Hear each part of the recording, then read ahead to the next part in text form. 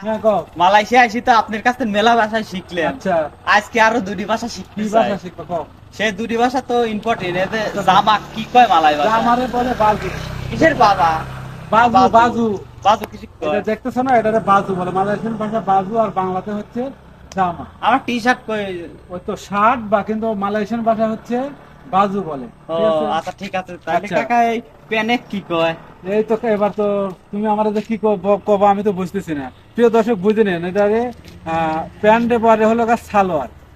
এটা আমাদের বাংলাদেশে কিন্তু মেয়ে মানুষের সালোয়ারে সালোয়ার বলে, ঠিক আছে। আর মালয়েশিয়ান ভাষা সালোয়ার, আর বাংলাতে হচ্ছে প্যান্ট। এই পেনে সালোয়ার সালোয়ার তো বলে। মহিলারা পরে কাকা। হ্যাঁ, এটা প্যান্টের সালোয়ার বলে, বুঝছো। এটা মহিলারা কলি পরে তো বিশ্বাস করবে না।